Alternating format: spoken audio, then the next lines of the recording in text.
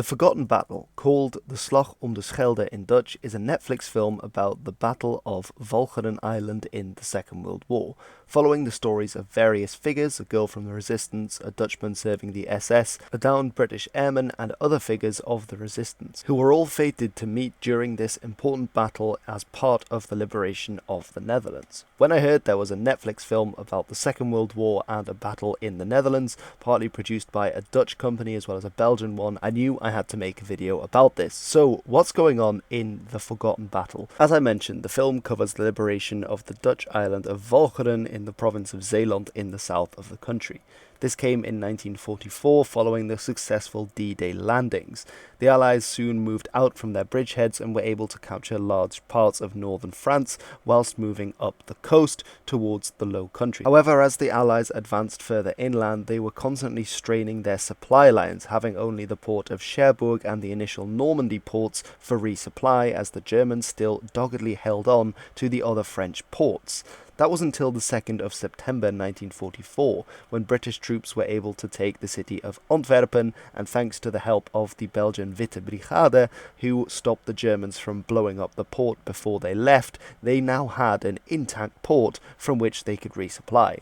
There was, however, one problem, and this was the fact that Antwerpen is connected to the North Sea by a river called the Scheldt. And the problem was that while the British had now taken Antwerpen, the Scheldt as the channel was still in hands of the Germans, and at the very head of this channel was the island of Walcheren, which was incredibly heavily defended with batteries that could blast any ships that would try to pass through to Antwerpen out of the water. It was therefore imperative for the British and the other allies to capture Walcheren and secure the Scheldt if they wanted to push on into Germany. However, at the time, the British and the other allies were pursuing Operation Market Garden, an attempt to capture the River Rhine in the Dutch Rhine area, the cities of Nijmegen, Arnhem and Eindhoven, with which they could then push across the river. However, by the 25th of September, it had turned out to be a bloody failure, as while they had captured the bridgehead towns of Eindhoven and Nijmegen, they were unable to push on to Arnhem and to secure past the river. The British then decided to turn back to the initial plan of trying to secure the Scheldt and to capture the island of Walcheren, which would also be no easy feat. In the days after Operation Market Garden, British forces, along with Poles and Canadians in British service, were moving north out of Antwerpen and trying to secure the land that was heavily contested by the Germans, particularly at places like Woensdrecht. However, they were eventually successful in doing so. And on the 3rd of October 1944, as part of a plan to capture the rest of Walcheren, the Allies bombed the dams around Westkapelle, which caused a large part of the island to become flooded, especially in the low-lying central area. This would be a key point, and is also shown in the film when they enter one of these flooded towns. The Allied 2nd British Army and 1st Canadian Army continued their advance against the Germans around Walcheren, and by the 31st of October 1944, only Walcheren remained as a German bridgehead in the region, which then had to be captured. Walcheren was connected to the Isthmus of South Beveland through a single small causeway over which a railroad had connected Walcheren to the mainland. This was called in Dutch the Sloedam, although in English it became known as the Walcheren Causeway. Given the Allied focus on Operation Market Garden and the use of air power elsewhere, the Germans on Walcheren had actually been able to dig in very successfully, and so the capture of this causeway would be incredibly difficult. There was also a large crater in the centre, another thing that is seen in the film, caused by an explosion made by the Germans to make the advance even more difficult. The advance would have to be made, however, and this would be done by the Calgary Highlanders as well as the Black Watch of Canada, with in support a French-Canadian regiment, Le Régiment Maisonneuve. The attack began on the 31st of October, with the Black Watch of Canada advancing across the causeway. However, out in the open and with well-defended German positions, they were forced down when they reached halfway through the causeway and could go no further. They were then followed at round about midnight just by the Calgary Highlanders, who also crossed the causeway, but reaching around the same point were so pinned down by German fire and taking heavy casualties that they spent the night there inching forward. It was decided that a new plan of attack was needed on the 1st of November, and so from inside the crater, using it as a command HQ, the commanders of the various companies came up with a new plan and inched forward so that by dawn on the 1st of November they had actually reached the west end of the causeway and created a bridgehead. However, the following day, the 2nd of November, the Germans counterattacked with a fury, using flaming weapons, grenades, and everything they could bring down to bear on the Canadians who had been on that walkway since the 1st and some even since the 31st of October in fighting conditions. The battle, however, for the causeway would be sealed when British commandos outflanked the German defenders and caused them to surrender, and thus the walkway was secured. This remains one of the most important Second World War battles fought by the 1st Calgary Highlanders and is still commemorated to this day in Calgary, at which point local Dutch citizens from the city are also invited to the ceremony with the Calgary Highlanders. And there is indeed a monument to the fallen Canadian soldiers that was placed there at the causeway, which to this day doesn't actually exist as a causeway, as what was once water has now become boulder, so it's now become land. It's been reclaimed, although the monument there remains. Well, the Battle of the Walcheren Causeway is incredibly memorable and particularly cinematic in the film. It was actually only one of several attacks on Walcheren that took place at the end of October and the start of November 1944, and essentially was what some have described as an unnecessary diversion for other attacks that were taking place. These were obviously essential because Walcheren had to be captured in the end, but there has been much debate as to how the attack on the causeway actually helped the Allies in a significant way, or if it should have been coordinated better to avoid the Canadian casualties that were suffered there. The main attacks on Walcheren have been grouped together under the codename of Operation Infatuate. And on the 1st of November, the same day that Canadian troops were slogging it out with the Germans on the causeway, there were also amphibious landings near the town of Vlissingen, or Flushing in English, from just across the water to the south from Breskens. And these landings encountered stiff German resistance in the town of Flushing, and fighting there would continue for several days.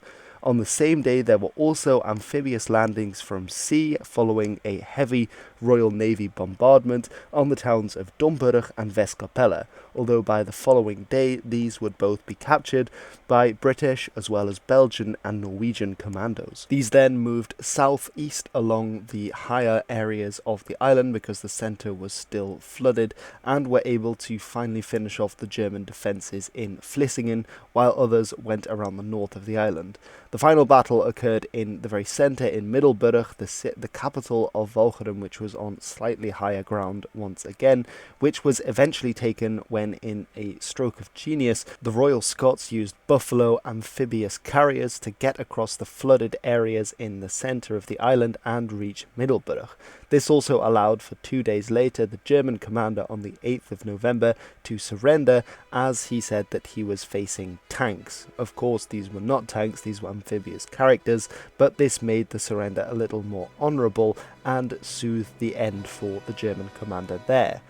In all, around 41,000 German prisoners were taken on Fortress Walcheren, the Allies having suffered around 12,000 casualties, half of whom were Canadians. One of the main characters in the film, Marinus von Staveren, is a Dutchman who is fighting for the SS, basically on the side of the Germans.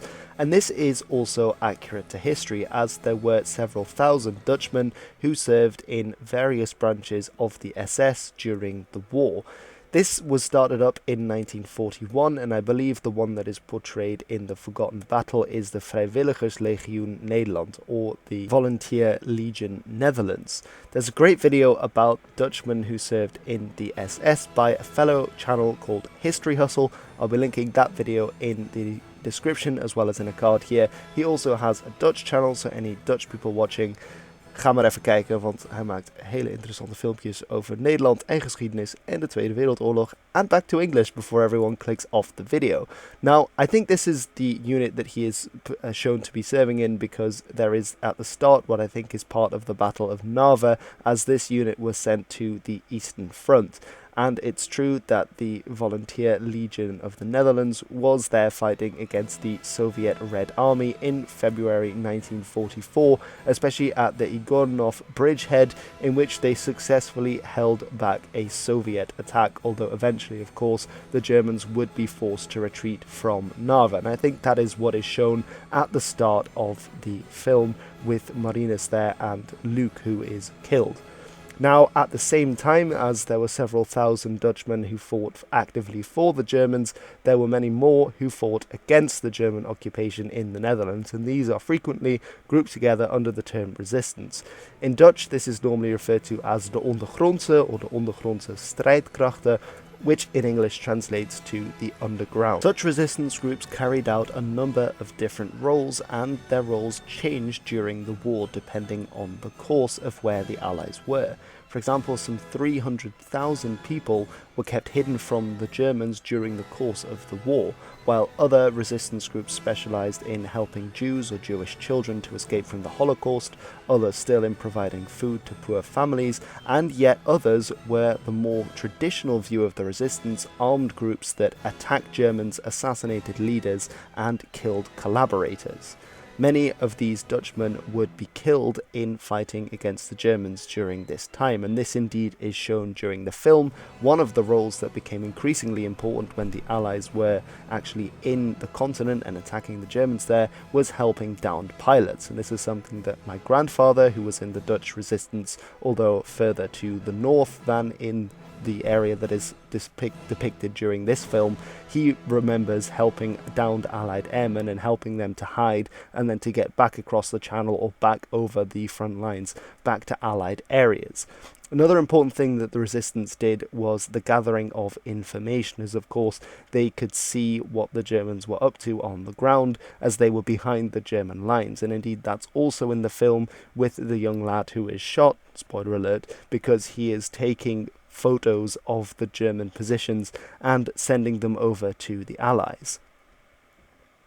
Unfortunately, this wasn't always as respected by the Allies as it could have been, and in fact the Dutch resistance had warned the Allies before Operation Market Garden that there were 2 SS units on practice drills in the area when they were dropping, and this indeed was a major reason why Operation Market Garden failed to secure all of its strategic aims, because the Allies had brushed this information, which had also been flagged up by several Allied reconnaissance officers, under the rug. Spying on the Germans as well as committing other acts of resistance was incredibly dangerous, and around 2,000 known resistance fighters are known to have been killed by the Germans, although the estimate is likely higher because we're not sure exactly how many people were killed in the end or died of other means, particularly of starvation in the end. But that is it for this video. Do check out the video. As I say, it's called The Forgotten Battle in English, De Slag om de Schelde in Dutch, and it's available on Netflix with subtitles, as the film is in Dutch, English and in German in various areas. So a great chance to practice your language skills as well. I hope you've enjoyed this video. It's sort of in keeping with some of the more recent videos that I've been doing about the Second World War and various countries, perhaps linking in a little with my video on Luxembourg and what they did during the Second World War. If you are interested, I will be making probably a series at some point on the Netherlands in the Second World War, hopefully getting involved with a few other channels as well, although in the meantime I will also be looking at making a video on what Belgium did in the Second World War. Anyway, that is it for now. Thank you very much for watching. I have been Hilbert, and this has been The History.